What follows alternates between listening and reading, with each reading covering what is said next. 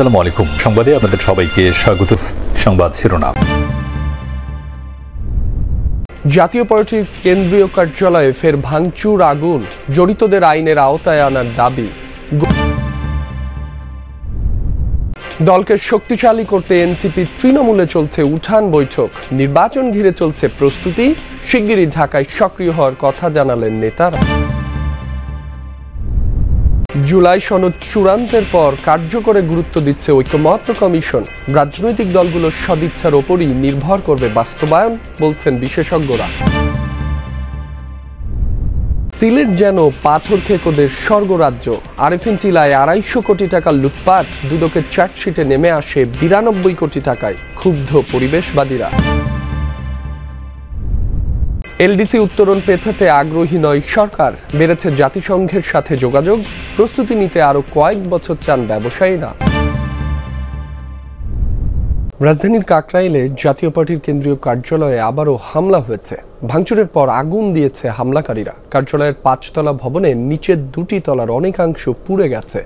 শুক্রবার সন্ধ্যায় গণ অধিকার পরিষদের নেতাকর্মীরা একটি মিছিল থেকে এই হামলা চালিয়েছে বলে অভিযোগ জাপা নেতাদের।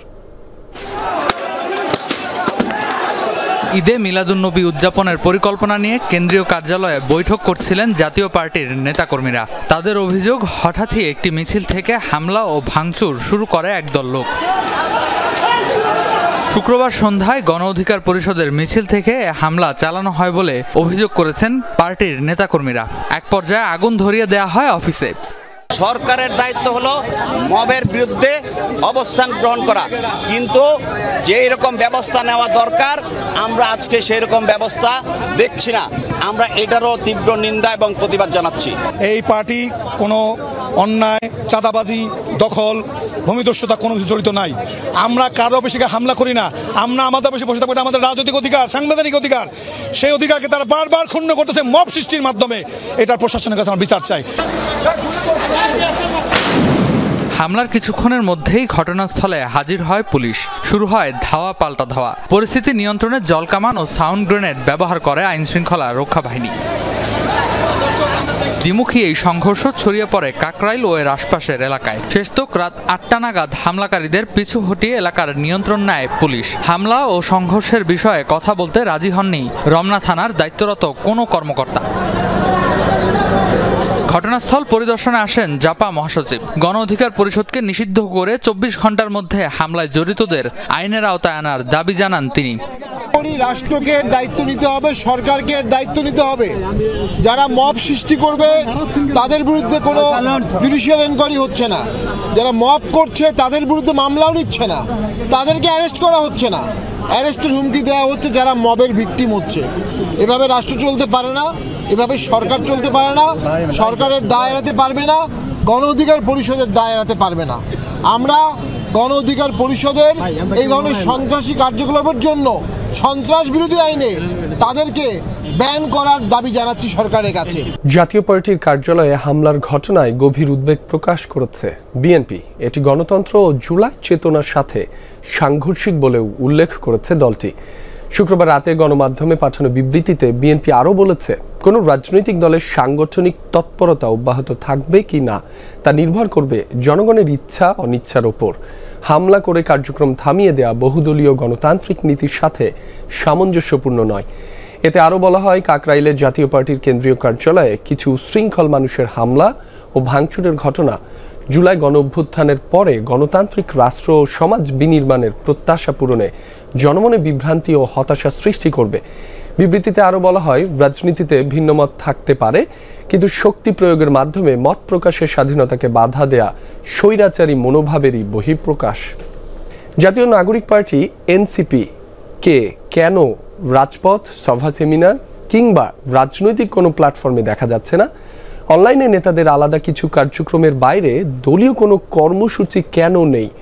নতুন এ দলটি হঠাৎ কি ধীরে চলো রাজনীতি অবলম্বন করলো? এমন নানা প্রশ্ন ঘুরপাক খাচ্ছে রাজনৈতিক মহলে।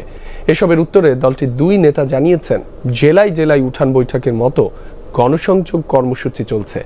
সাধারণ মানুষের মতামত নিয়েই এনসিপি নির্ধারণ করছে আগামীর কর্মপরিকল্পনা। 28 ফেব্রুয়ারি আত্মপ্রকাশ করে জুলাই আন্দোলনে নেতৃত্ব দেয়া শিক্ষার্থীদের দল জাতীয় নাগরিক পার্টি এনসিপি। আত্মপ্রকাশের পর থেকেই নানা ইস্যুতে রাজপথ, আলোচনা আর সমালোচনায় সরব দলটির নেতাকর্মীরা।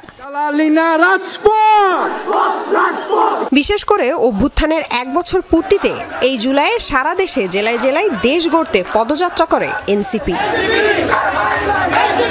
সবশেষ চীন সফর করে ফেরা ছাড়া সম্প্রতিকালে রাজপথে নেই দলটির নেতাকর্মীরা। চোখে পড়ার মতো দলীয় কোনো কর্মসূচিও নেই। তাই অনেকেরই প্রশ্ন, কি করছে এনসিপি? দলটির সিনিয়র 2 নেতা বলছেন, রাজধানীতে কোনো কার্যক্রম চোখে না পড়লেও বাকি জেলাগুলোতে চলছে উঠান বৈঠকের মতো জনসংযোগ। বাংলাদেশে যে নতুন সংবিধানের বাস্তবতা তৈরি হয়েছে এবং বিচার এবং সংস্কারের যে প্রস্তাবনাগুলো আছে সেগুলোকে যাতে একটা কার্যকরিতার দিকে নিয়ে যাওয়া যায় সে ব্যাপারে আমরা উঠান বৈঠক করছি, হাটসভা করছি ঢাকার বাইরে একটা প্রত্যন্ত অঞ্চলগুলোতে। এই কারণে হয়তো ঢাকায় যে কর্মসূচি থাকবার কথা সেটা হয়তো কয়েকদিন ধরে হয়তো সেই কর্মসূচি তেমন একটা নজরে পড়েনি।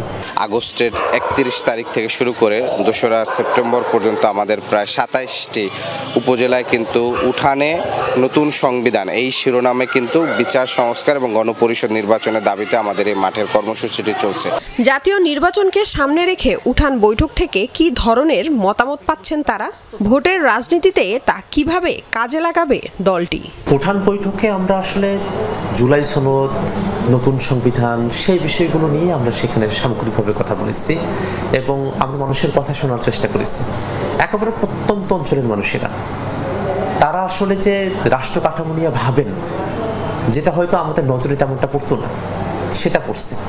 বাংলাদেশে যে 24-এর অভ্যুত্থানের মধ্য দিয়ে একটা নতুন রাজনৈতিক জনগোষ্ঠীর আবির্ভাব ঘটেছে, উঠান বৈঠকে আমরা তার একটা রিফ্লেকশন দেখতে পাই। নতুন সংবিধান কেন প্রয়োজন এবং আমাদের এখানে দীর্ঘ 54 বছরের যে সাংবিধানিক কাঠামো সেই কাঠামো কীভাবে স্বৈরতান্ত্রিক তৈরি করেছে সেটার বিপরীতে একটা নতুন সংবিধান গণতান্ত্রিক নতুন বাংলাদেশ মানুষের মানবিক অধিকার, মানবিক মর্যাদা আর নাগরিক অধিকার প্রতিষ্ঠার জন্য কেন প্রয়োজন সেই বিষয়গুলো নিয়ে আলাপ আলোচনা হচ্ছে। পার্টির এই নেতারা জানান, উঠান বৈঠক শেষে আবারও ঢাকায় সরব হবে এনসিপি। চূড়ান্ত হয়েছে জুলাই সনদ। এবার সনদ বাস্তবায়নের উপায় সম্পর্কিত সুপারিশ যাচ্ছে রাজনৈতিক দলগুলোর কাছে। আগামী সপ্তাহে বিশেষজ্ঞদের সঙ্গে বৈঠক শেষে পাঠানো হবে এসব সুপারিশ। বিশেষজ্ঞরা বলছেন, জুলাই সনদের বাস্তবায়ন নির্ভর করছে রাজনৈতিক দলের সদিচ্ছার উপর। তাই তাদের মধ্যে দ্বিমত কমানো গেলে সহজ হবে বাস্তবায়ন প্রক্রিয়া। 24 সালের জুলাই আন্দোলনে পতন হয়েছে আওয়ামী লীগ সরকারের। এরপর একটি জনকল্যাণকর রাষ্ট্র বিনির্মাণে জাতীয় সনদের দাবি তোলে আন্দোলনে নেতৃত্ব দানকারী শিক্ষার্থী ও সংগঠন। অবশেষে প্রস্তুত জুলাই সনদ, যা রাষ্ট্রের বিভিন্ন ক্ষেত্রে সংস্কার বাস্তবায়নে ঐক্যমত্যের একটি রাজনৈতিক দলিল। জুলাই সনদে রাষ্ট্রীয় ও সাংবিধানিক স্বীকৃতি পাবে ছাত্র জনতার অভ্যুত্থান। এছাড়া রাষ্ট্র ব্যবস্থায় কি কি সংস্কার করা হবে তার দিক নির্দেশনা থাকছে সনদে। এ নিয়ে সব রাজনৈতিক দলগুলোর সঙ্গে দফায় দফায় বৈঠক হয়েছে। বেশিরভাগ বিষয়ে সব দল একমত হলেও কয়েকটি ইস্যুতে আছে দ্বিমত। যে জুলাই সনদটা আপনি তৈরি করছেন সেই জুলাই সনদটা এক অর্থে তাহলে ফান্ডামেন্টাল পলিটিক্যাল চেঞ্জ, যেটা চেক অ্যান্ড ব্যালেন্স নিশ্চিত করবে, ক্ষমতার ভারসাম্য রক্ষা করার ক্ষেত্রে কাজ করবে, এক্সিকিউটিভ বা নির্বাহী বিভাগ যাতে অতি ক্ষমতাশালী হয়ে না উঠতে পারে সেই জিনিসপত্রগুলো নিশ্চিত করার চেষ্টা করবে। তার মানে হচ্ছে এই জিনিসপত্র